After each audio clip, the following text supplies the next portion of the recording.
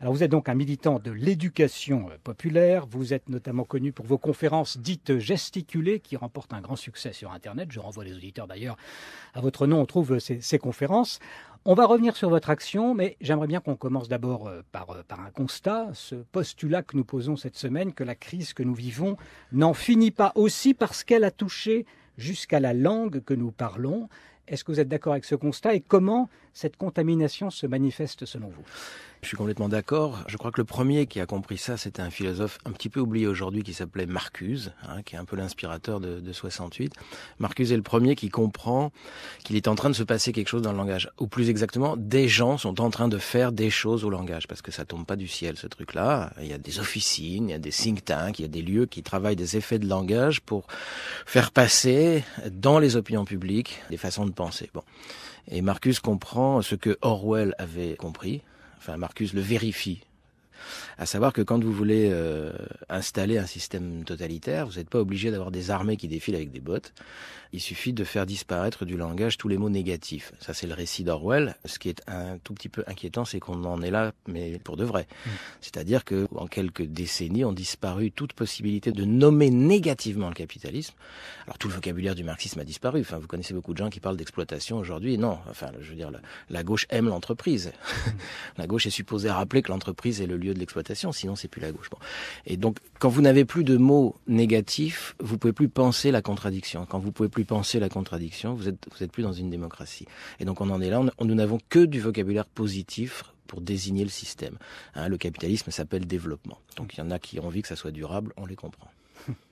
On va continuer peut-être à donner des exemples parce que évidemment là vous avez introduit tout de suite une lumière sur cette question suppression du négatif. Est-ce que vous pouvez nous donner d'autres exemples dans le vocabulaire d'aujourd'hui de mots qui auraient disparu ? Non, mais il y a que ça. Des mots qui auraient... Enfin, ou des mots ou des concepts ou des choses. Il y a que ça. Enfin, on y reviendra tout à l'heure si vous voulez. Mais par exemple tout le vocabulaire de la compétence, par exemple, qui a totalement envahi non seulement le monde professionnel, mais le monde éducatif, le monde associatif. D'accord, on ne parle plus que par compétence. Compétence, ça fait disparaître qualification. Or, c'est exactement le contraire. Quand en 1971, aux assises du patronat, qui sont devenus des entrepreneurs entre-temps, le CNPF se pose la question de briser le pouvoir syndical. On est 2 ans après une grève générale. Ils vont se faire aider par les Américains qui vont leur expliquer qu'il faut, si vous voulez supprimer le syndicalisme en France, si vous voulez le détruire, il faut rendre impensable la notion de métier. D'accord ? Et il faut la remplacer par la notion de compétence. Une compétence, c'est individuel. La définition d'une compétence, c'est la capacité de s'adapter en situation de changement. Autrement dit, une compétence, c'est toujours la soumission à une autorité. C'est le contraire d'un savoir-faire. Un savoir-faire, ça permet de faire des métiers. Une compétence, ça permet d'obéir. Voilà un exemple, puisque vous m'en demandez, de la façon dont du vocabulaire finit par rendre impensable. Alors vous imaginez, syndicalement, comment vous faites pour agréger des compétences pour qu'elles se battent. C'est mission impossible. Ça renvoie un peu à un symptôme assez général, je crois, aujourd'hui, ce qu'on pourrait appeler la disparition des métiers, c'est-à-dire ce qui pouvait résister effectivement en tant que savoir-faire. Oui, mais la disparition des métiers est programmée. Je veux dire, là, on n'a pas le temps de rentrer là-dedans, il faudra faire une émission là-dessus. Je veux dire, il faut effectivement... je veux dire, vous le savez comme moi, vous n'entendez que constamment, les carrières c'est fini, on va changer 50 fois de métier, il faut savoir s'adapter, etc., etc., etc. Je veux dire, toute l'employabilité n'est qu'une destruction du concept et de la notion de métier. Et alors, revenons un instant sur ce constat, sur l'abrasement du négatif. Comment ça fonctionne ? Pourquoi est-ce que ça marche ? Pourquoi est-ce qu'il faudrait positiver les choses pour que les choses disparaissent ? Je suis pas neurolinguistique, mais je sais par exemple que quand vous prenez des oxymores tels que croissance négative, tels que égalité des chances. Égalité des chances, c'est une obscénité. Pour quelle raison ? Parce que l'égalité des chances, c'est la définition même de l'inégalité. D'accord ? Mais ça s'appelle égalité. Bon, Pourquoi expliquer ? Parce qu'on ne comprend pas forcément, tellement on est habitué à ce mot et à son côté positif. L'égalité des chances, ça veut dire que pour le lièvre comme pour la tortue, la ligne de départ est la même. Voilà, ça ne dit rien d'autre que ça. Donc vous avez une définition là de l'inégalité. Vous me posez la question du positif. Donc ce qui est intéressant, c'est de voir les oxymores. Sarkozy a abusé des oxymores.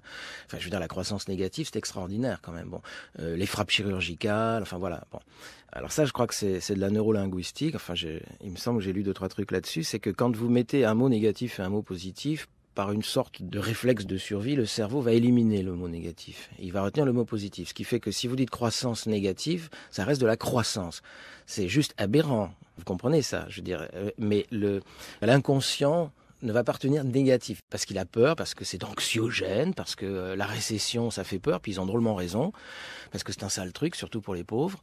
Par contre, si c'est de la croissance négative, ça, c'est sympa. Alors, tout ça, c'est le vocabulaire technocratique aussi qu'on entend encore plus souvent, sans doute. Par exemple, au niveau européen, j'imagine que vous avez des exemples aussi à nous donner sur un plan plus général de la manière dont l'Europe oui, se construit. Oui, parce que l'Europe est un lieu qui véhicule énormément de ce langage. Donc, si vous allez sur le site du Conseil de l'Europe, vous retrouvez curieusement exactement les mêmes concepts que ceux de la Banque mondiale ou que ceux, etc. La bonne gouvernance, les bonnes pratiques, enfin, on pourrait en citer tout un tas. Enfin, la gestion accès-résultat, vous voyez, c'est le pragmatisme. On va arrêter avec les idées vagues, on va s'attacher à du concret, les objectifs. L'évaluation. L'évaluation, Christophe Dejour a dit que l'évaluation est devenue la modalité dominante de la domination. Enfin, et en quoi ça serait positif, l'évaluation, par rapport à quelque chose qui serait négatif? Parce que les gens ont tous besoin de parler de ce qu'ils font.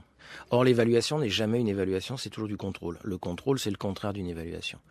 Les salariés à qui on impose des séances d'évaluation, entretien annuel de progrès, vous voyez, déjà, ils ne peuvent pas dire que ça n'a pas marché, déjà. C'est un entretien de progrès, ils ne peuvent que faire plus tout le temps. Bon. Les gens y vont et les syndicats sont gênés pour se défendre parce que nous avons tous envie de parler de notre travail. Nous avons tous envie qu'on nous écoute une fois, sauf que quand on va là-dedans, c'est pas pour qu'on nous écoute. C'est pour qu'on nous contrôle. Mais ça s'appelle évaluation. Ça n'est pas de l'évaluation. Jamais. Parce qu'une évaluation, ça se passe pas comme ça. Une évaluation, c'est vous qui la construisez. Vous construisez un jugement sur votre action. Vous attendez pas qu'un type en face vous donne des cases à cocher. Alors, je reviens à ce que vous disiez tout à fait au début, c'est-à-dire que gommer le négatif, c'est gommer la dialectique et donc finalement gommer même la pensée, la possibilité de penser, ce qui pourrait expliquer qu'on soit désemparé. Complètement. Par rapport à ce qui se passe aujourd'hui. Mais tout à fait. Et si vous n'avez plus de mots aussi critiques que nous avions encore, disons jusqu'à la fin des années 70, jusqu'à ce que le PS se fasse passer pour un parti de gauche, d'accord ? Si nous pouvions encore il doit changer de nom d'ailleurs par ailleurs. Encore. Il serait temps. Il serait temps qu'il avoue. Si on peut plus parler d'exploitation, mais expliquez-moi ce que vous mettez à la place. Décrivez-moi l'exploitation, je vous attends. Parlez-moi de ce qui se passe dans les entreprises quand on maintient des gens pendant 10 ans au SMIC, d'accord, etc., etc. Donc vous voyez bien que le fait de ne pas avoir les mots ne permet plus de nommer et donc de penser la chose. Ça, c'est de la linguistique, là encore. On pense avec les mots. C'est pas le contraire. C'est pas je pense la situation et j'invente des mots. Ça marche pas comme ça. C'est il y a des mots à ma disposition, on appelle ça un vocabulaire, et avec ces mots, je peux penser la situation. Mais évidemment, si vous m'enlevez des mots et vous me les remplacez par d'autres, si vous m'enlevez le mot pauvre, par exemple, si vous m'enlevez exploité, hein, et si vous me le remplacez par défavorisé, bah oui, mais attendez, on parle bien des mêmes gens, hein, dans la même situation. Mais alors on ne se représente pas du tout le problème de la même façon. Parce que si vous me parlez d'un exploité, je cherche qui est l'exploiteur. C'est-à-dire qu'exploiter est un mot qui génère une machine à réfléchir. Si vous me parlez d'un défavorisé, il n'y a pas de défavoriseur dans la langue française. Le mot n'existe pas, d'accord ? Donc un défavorisé, c'est un état.